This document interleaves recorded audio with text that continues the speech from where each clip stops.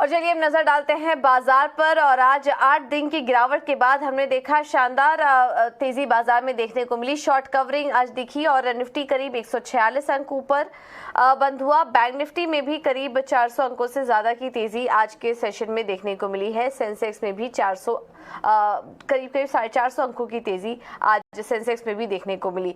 Advance decline ratio अगर देखेंगे तो आज स्टॉक स्पेसिफिक एक्शन भी काफी ज्यादा था। हमने मिड कैप शेयरों में भी अच्छी खासी तेजी दिखी।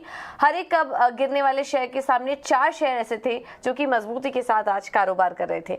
निफ्टी के टॉप गेनर्स पर नजर डालें तो आज अदानी एंटरप्राइजेस में शानदार तेजी देखने को मिली और करीब आज 14% चला ये स्टॉक और पिछले 2 दिनों में करीब 28% तक की तेजी अदानी एंटरप्राइजेस के शेयर में देखने को मिली। इनफैक्ट अदानी ग्रुप के सभी शेयर्स आज चल रहे थे।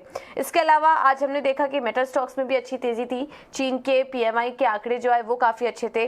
मांग में सुधार होने की बात की जा रही है और उसका आज पूरा सपोर्ट मेटल स्टॉक्स पे देखने को मिला। हमने देखा कि हिंडाल्को, हिंदुस्तान जिंक, नैल्को में 3 से 5% की तेजी देखने को मिली और इसमें छोटे मझोले शेयर्स भी आज चल रहे थे। हिंडाल्को देखिए 3.5% ऊपर आज बंद हुआ। और इसके अलावा कुछ और स्टॉक्स पर नजर डालें तो यूपीएल में 3% की तेजी थी। एसबीआई आज 2.5% से ज्यादा की तेजी के साथ कारोबार करा था।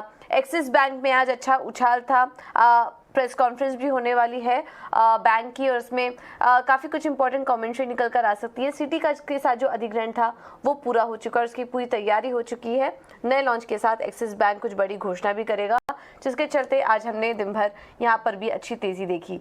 आईटी शेयरों में भी अच्छा रुझान था। Tech Mahindra, TCS, HCL tech यहाँ पर भी काफी अच्छी खरीदारी आज के दिन देखने को मिली है।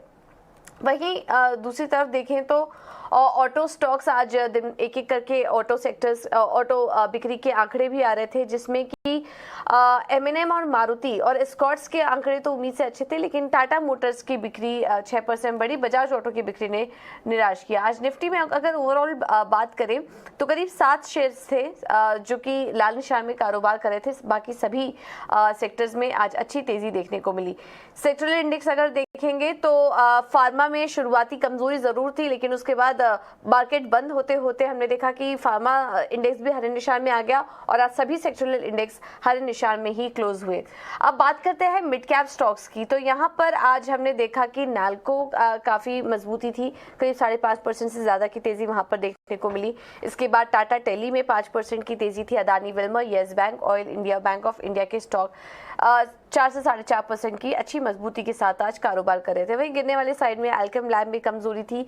TVS Motors, Emami limited, Ashok Leyland और पेट्रोनेट भी आज कमजोरी के साथ कारोबार कर रहे थे। कुल मिला के बात करें तो आज अच्छा दिन था मार्केट के लिए। मिड कैप स्टॉक्स में स्पेसिफिक सेगमेंट में भी अच्छी तेजी देखने को मिली। होजरी शेयरों में भी आज जोरदार उछाल था। आज वहां पर भी हमने देखा कि रूपा का शेयर 12% भागा। डॉलर इंडस्ट्रीज, लक्स इंडस्ट्रीज यहाँ पर भी शानदार तेजी देखने को मिली। तो कुल मिला के आज सभी सेक्टरल इंडेक्स चल रहे थे। मिड कैप ने भी अच्छा कॉन्ट्रीब्यूट किया और 8 दिन की गिरावट के बाद आज बाजार में गिरावट का ब्रेक लगा और अच्छी शॉर्ट कवरिंग आज बाजार में देखने को मिली है। कल है वीकली एक्सपायरी का भी दिन, आप देखना होगा किस तरह का मोमेंटम देखने को मिलता है एक्सपायरी के दिन।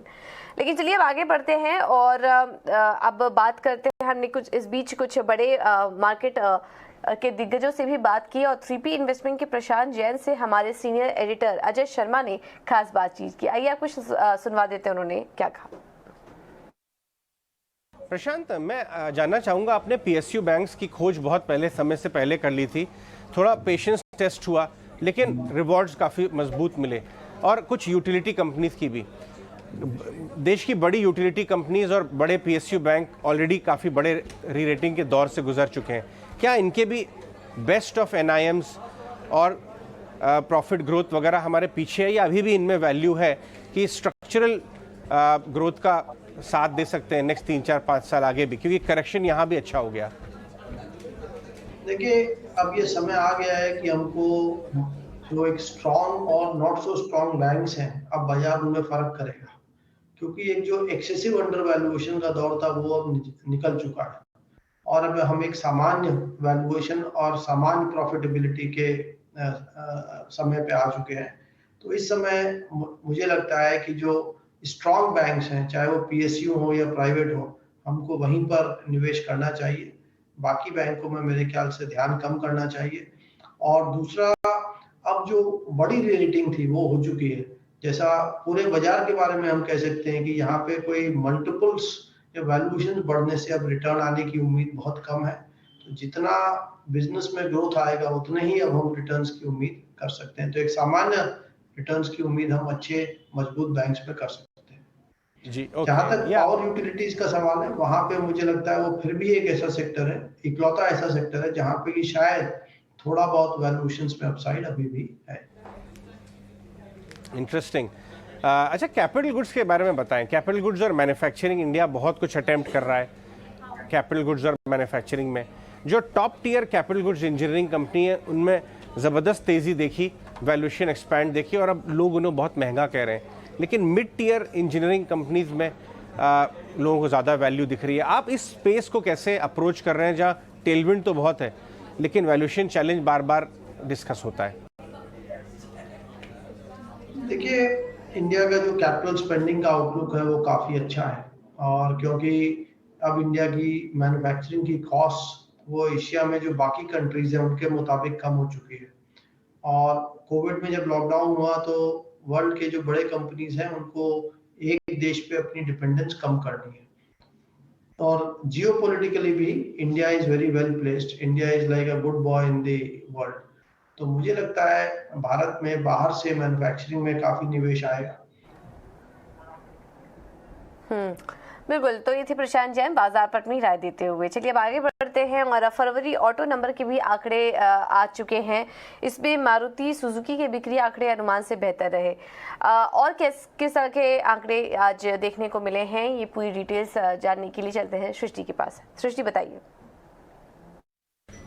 इस बार अगर हम देखें तो सबसे चमकता हुआ जो सेगमेंट नज़र आया है वो कमर्शियल व्हीकल स्पेस है, जहां पे अभी तक जो कंपनीज ने अपने नंबर घोषित किए हैं, जैसे कि टाटा मोटर्स और साथ ही अशोक लेलैंड, दोनों के ही नंबर्स जो हैं उम्मीद से बेहतर आते हुए दिखे हैं। अगर सबसे पहले टाटा मोटर्स की बात करें तो 36,565 यूनिट्स कंपनी ने दर्ज की है, जो कि महीने दर महीने जहाँ हम सिंगल डिजिट डिक्लाइन यानी गिरावट की उम्मीद कर रहे थे, 12% महीने दर महीने वहाँ पे बढ़त देखने को मिली है। वहीं अशोक लेलैंड की बिक्री में भी 8% का महीने दर महीने हमने उछाल आते हुए देखा है। तो क्लियरली अभी तक जो सेगमेंट शाइन करता हुआ नजर आ रहा है वो है कमर्शियल व्हीकल सेगमेंट। उसके बाद पैसेंजर व्हीकल नंबर्स पे अगर हम नजर डालें तो यहाँ पे मारुति सुजुकी के नंबर्स उम्मीद से थोड़े बेहतर जरूर हैं, पर कंपनी का कहना है कि अभी भी जो है सेमीकंडक्टर के चलते उनका कुछ उत्पादन पूरी तरीके से नहीं हो पाया। वहीं M&M और टाटा मोटर्स के नंबर उम्मीद से थोड़े से कम जरूर आए हैं, जहां पे 9 से 11% की महीने दर महीने हमने गिरावट देखी है। पर कंपनीज का यही हाईलाइट करना है कि जो डिमांड मोमेंटम है वो अभी भी स्ट्रांग है। अगर M&M की बात करें तो उनके SUV सेगमेंट में 10% की ग्रोथ दर्ज रिकॉर्ड की गई है। इसके अलावा टू व्हीलर स्पेस में बजाज ऑटो के नंबर्स जो कि सबसे पहले आए थे उम्मीद के मुताबिक आते हुए दिखे हैं। वही ट्रैक्टर बिक्री, जहां हम उम्मीद कर रहे हैं कि आने वाले समय में क्या पता एल नीनो की वजह से जो सेंटिमेंट है वो बिगड़ता हुआ नजर आया है, पर ट्रैक्टर्स कंपनीज जो है एकदम विपरीत जाते हुए बोल रही हैं कि एग्री का सेंटिमेंट अभी भी काफी स्ट्रांग है और नंबर्स भी दोनों कंपनीज के उम्मीद से बेहतर आए हैं। एस्कॉट्स के नंबर्स में करीब 17% की महीने दर महीने हमने बढ़त देखी है और साथ ही M&M के नंबर्स भी उम्मीद से बेहतर आते हुए 25,791 यूनिट्स पे आई है। बिल्कुल, बहुत बहुत शुक्रिया सृष्टि आपका ये जानकारी देने के लिए। चलिए अब आगे बढ़ेंगे और अब बात करते हैं एक और खबर की। आंध्र प्रदेश से जुड़ी ही खबर आ रही है। आंध्र प्रदेश के पेट्रोकेमिकल्स और पेट्रोलियम क्षेत्र में तेजी से विकास कर रहा है। ये देश के उन 4 राज्यों में से एक है जहां पेट्रोलियम, केमिकल और पेट्रोकेमिकल्स में निवेश सबसे ज्यादा है। PCPIR क्षेत्र के अंदर विशाखापट्टनम, गंगावरम और काकीनाडा में 3 अहम बंदरगाहों की सफलतापूर्वक स्थापना करके आंध्र प्रदेश देश का सबसे बड़ा PCPIR क्षेत्र बन गया है। जब संसाधनों की बात आती है तो भारत के सबसे बड़े ऑफशोर इलाके आंध्र प्रदेश के कृष्णा गोदावरी बेसिन में पाए जाते हैं। यहाँ कच्चे तेल और नेचुरल गैस के भंडार लगभग 698 मिलियन मीट्रिक टन तेल के बराबर है। कृष्णा गोदावरी बेसिन में कच्चे तेल का उत्पादन रोजाना लगभग 190 मीट्रिक टन है। साथ ही नेचुरल गैस का उत्पादन रोजाना लगभग 9.8 million metric standard cubic metre है। इसी के चलते आंध्र प्रदेश आज विश्व में मध्य पूर्व एशिया, प्रशांत और पूर्वी एशिया से फीड स्टॉक्स के आयात के लिए एक पसंदीदा जगह बन चुका है। राज्य अपने विश्व स्तरीय बुनियादी ढांचे और कई बंदरगाहों के साथ पेट्रोकेमिकल और पेट्रोलियम उत्पाद के लिए एक हब बनने को तैयार है। आंध्र प्रदेश में पेट्रोलियम और पेट्रोकेमिकल क्षेत्र में 2.4 बिलियन अमेरिकी डॉलर का निवेश इस बात का सबूत है कि ये पेट्रोकेमिकल और पेट्रोलियम के मामले में ऊंची छलांग लगाने का मादा रखता है।